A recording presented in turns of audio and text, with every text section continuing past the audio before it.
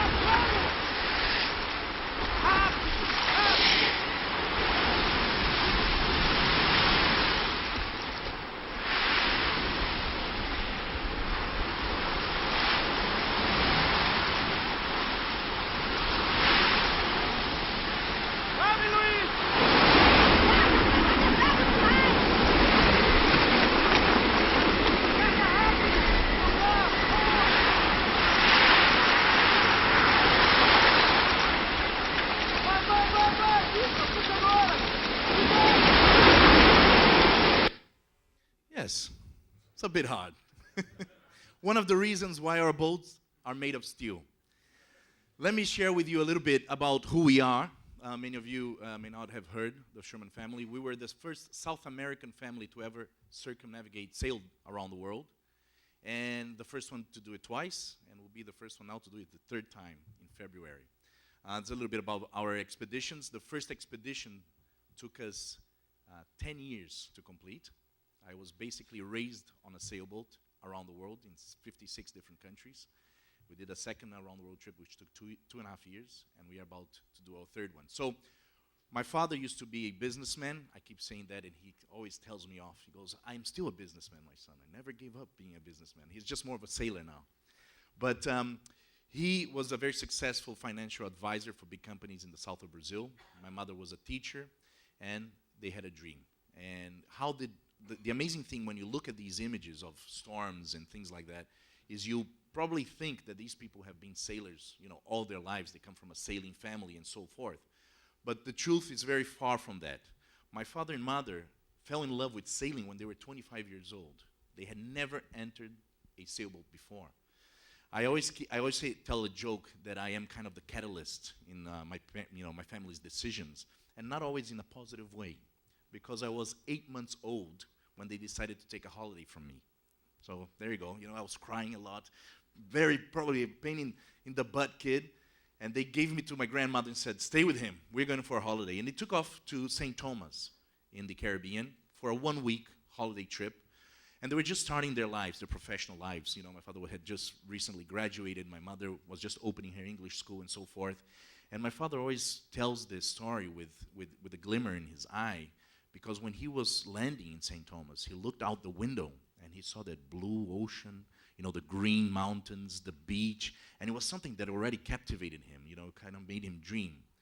And the first thing they did, like any tourist, they went to the hotel, rented a car, and this is back in '74, so St. Thomas did not have a lot of infrastructure. They did what any tourist does, went to the beach, went to the nice places. And on the second day, as they were trying to discover what these this island was all about, they saw a catamaran sail past. And on it was written, day charter. Day charter means, go for a little ride on a boat. And he looked at my mother and he said, hey, how about we sail?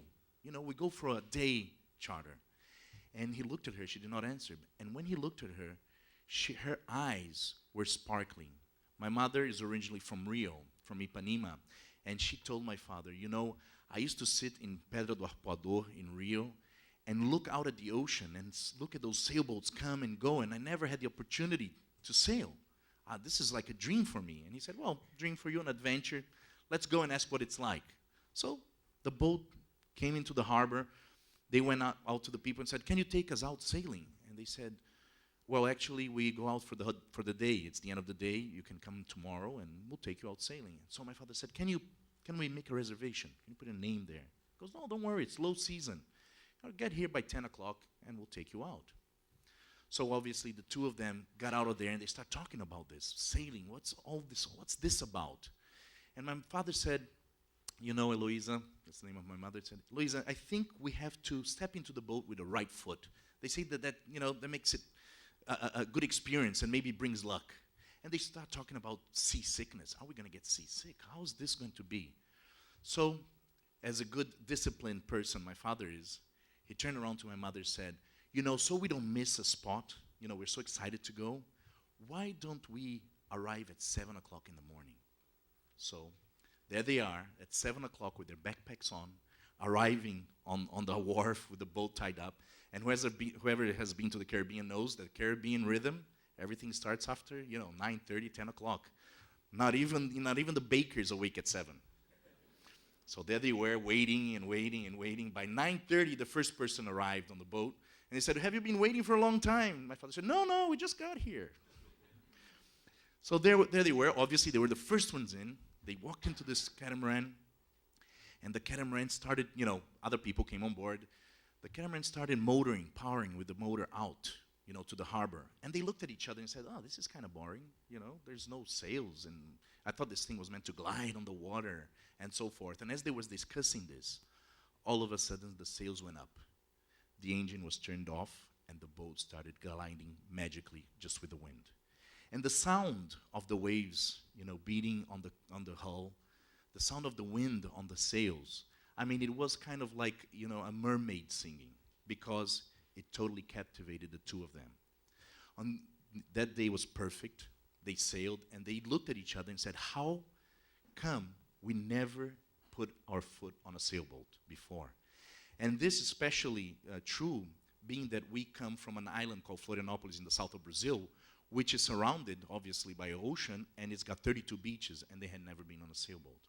So much so that they started dreaming that day.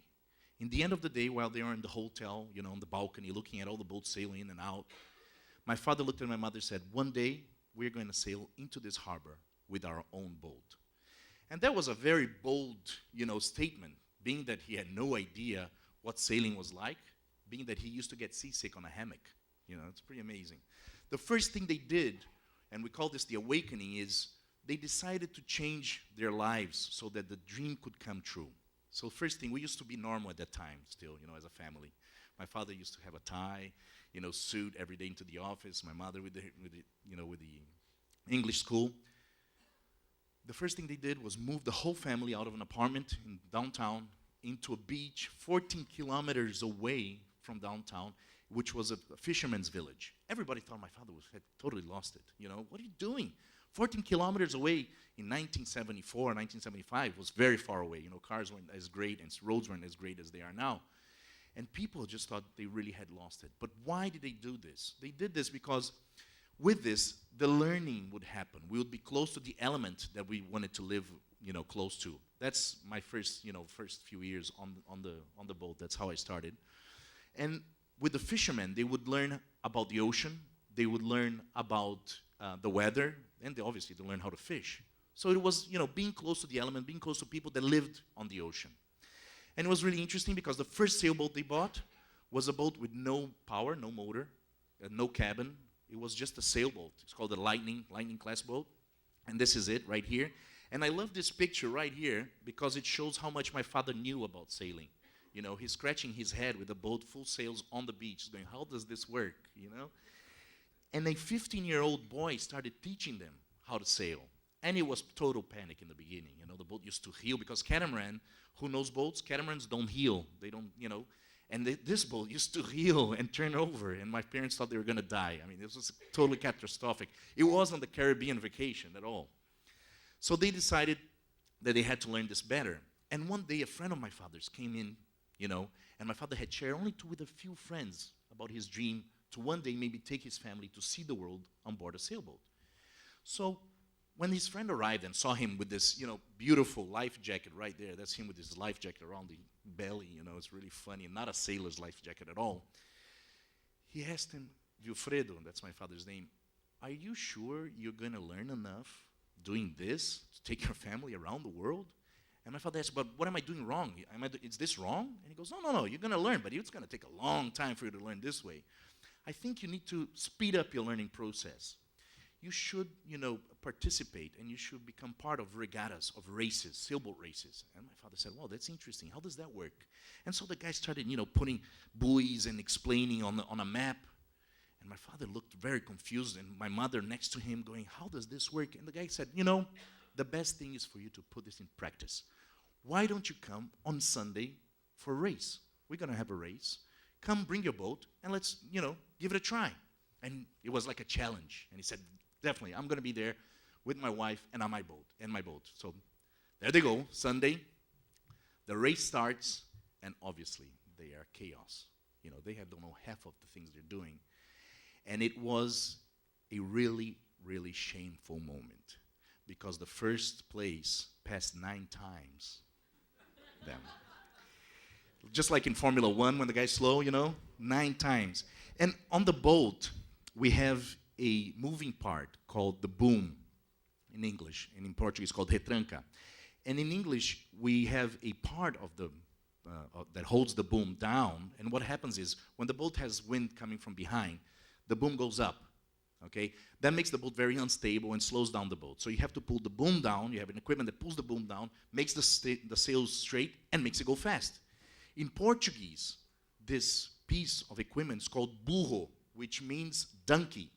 You know, it means dumb. It means you know, like just like the animal donkey because it pulls. But it also has the double meaning of you are dumb. So the first place, trying to help my father, used to come very close and say, pull your burro, you know, pull the donkey, pull your dummy, pull your dummy. And my father used to get very upset, going, I don't know how to sail, but I'm not a dummy, you know.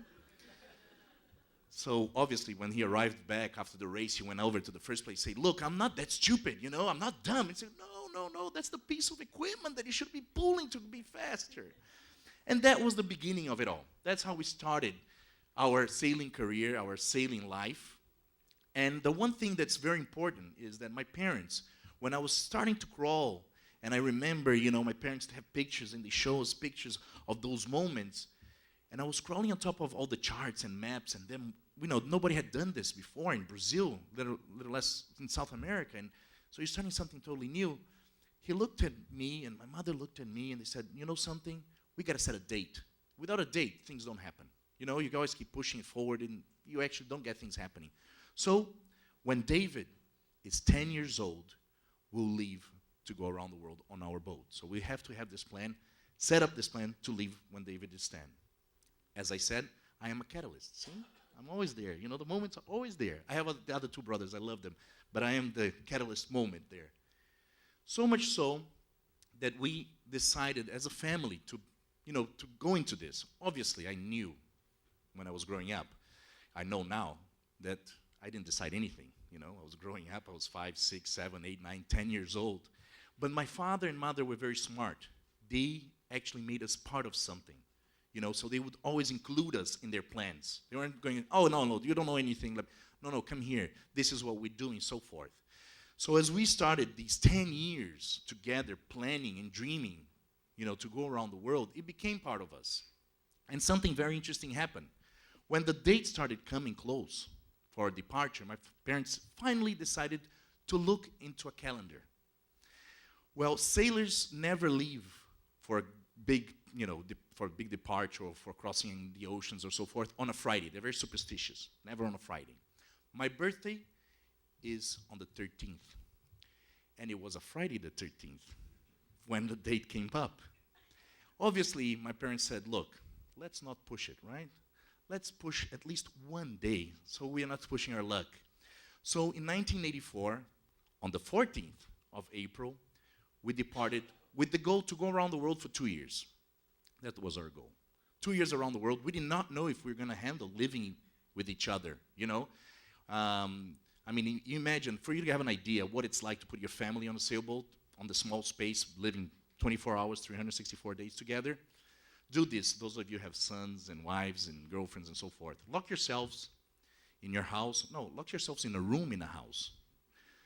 Unplug internet, unplug TV, and try to stay there the whole weekend. If you survive, you will know what it's like. So much so that we departed from Florianopolis, and until today, I thank my parents very much for what they gave us. They said, before you get to see the world, you are going to get to see your country. And they made sure we sailed all the way from Florianopolis to Fortaleza, which is right in the north of Brazil, stopping in every harbor that our boat could come into. And they said, that's going to get you guys ready to know your roots, where you're from, and no matter where you end up in the world, you have your identity as a country, as a person, and so forth. And it was wonderful. The only problem was that it took a lot longer than we thought. We thought it's going to take about 2-3 months to sail up. And it took us 1 year just to go to Fortaleza. When we arrived in Fortaleza, we got everybody together. Okay, should we keep going? I mean, is this working? Is everything happening? It was a miracle that none of the kids, the parents had to rescue, or none of them fell in the water, Oh, you're crying. That did not happen. And as we were all together, we said, let's keep going, And I have here, I'll share with you a little secret of how you get people motivated, especially talking about family here, how you get your family motivated on a family project. It's very, very easy. It's called brainwashing. There's no mystery. Since I'm a kid, I've had books about sailing, piracy, great adventures, no books about car driving, of soccer, nothing of that. It's very easy, You put a 7, 10, and 15-year-old kid on board a boat, it seems almost impossible if you think of that, but it happened because of this, because we all dreamt it together. So we left Fortaleza, and we got into the Caribbean, and there it took us another year to get all the way to St. Thomas. And it, was amazing. 12 years, later, my parents were sailing to that harbor that they had said that one day they would come back sailing with their own boat. Obviously, they were crying, they're very emotional, and we kids were looking, going, oh, must be important, what is this all about? We didn't really didn't get it. So much so that they sat down and said, we have a little problem now. It took us 2 years to get, 1/10 of the world.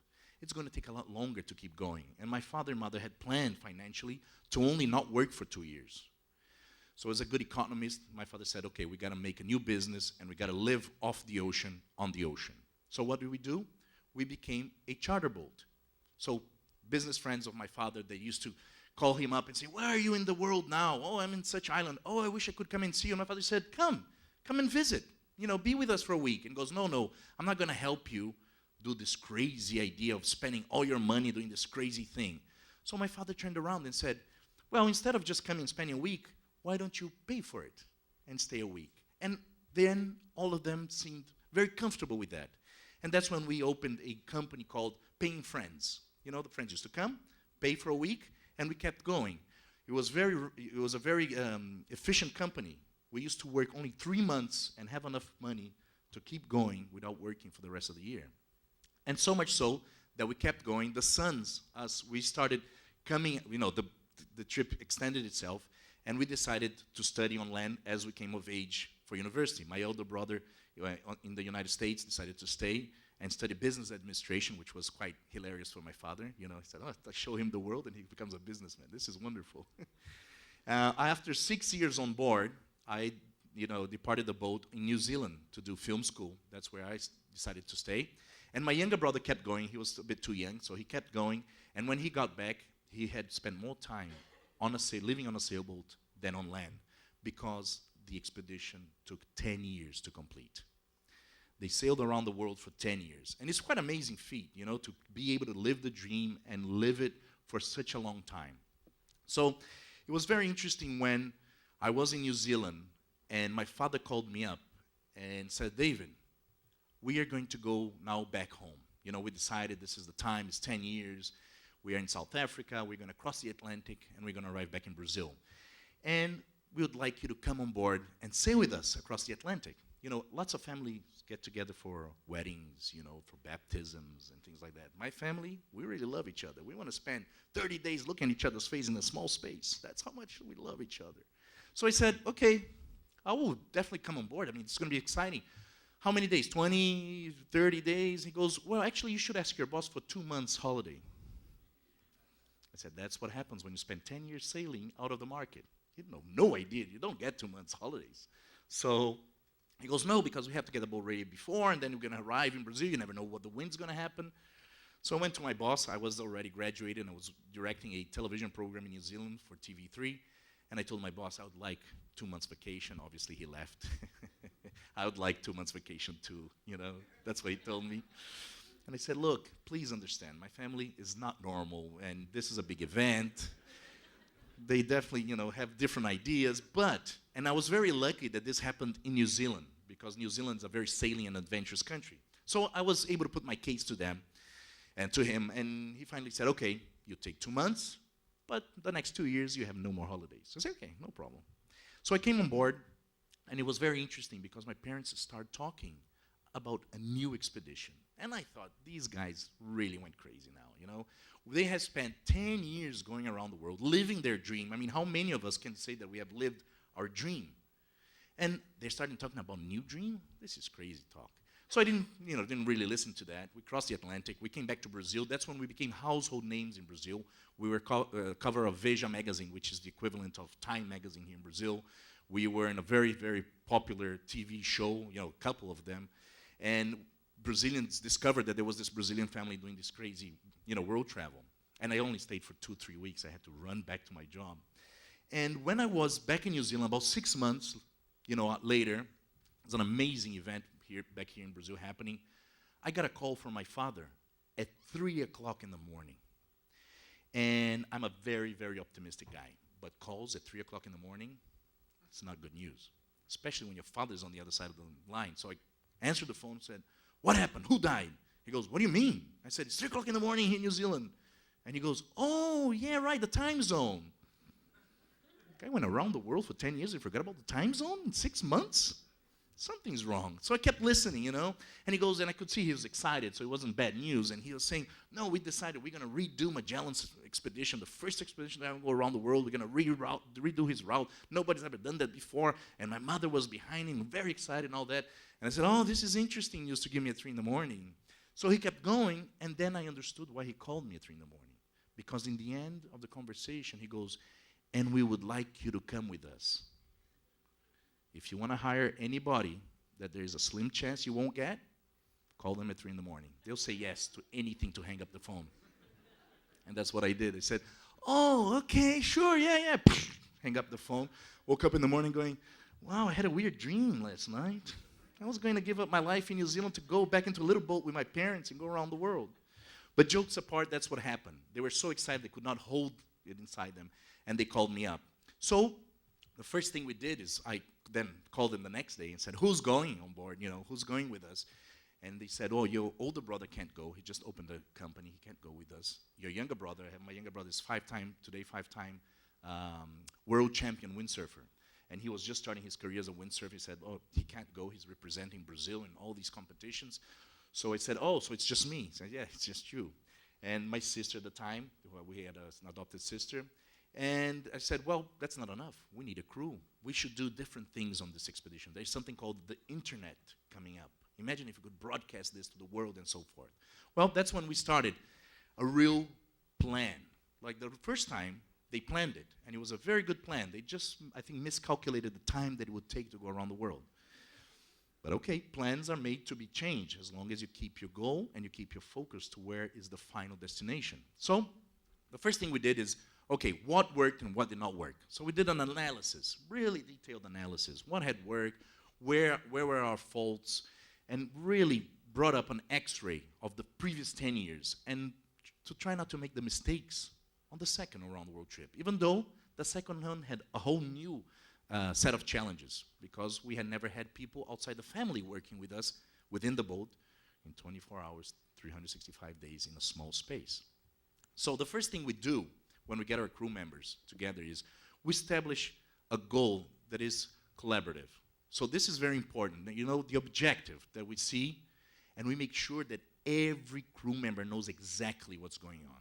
I mean, this is so important for us because they can, you know, they cannot say, oh, I did not know this was going to happen. I didn't know that we were going to go through here. I don't know that it was going to be dangerous at this point. So we make sure we do that because you empower people when you give them this kind of information that they can take the expedition where we want it to. So here with us is, you know, see what are the risks. I mean, there are a lot of risks involved.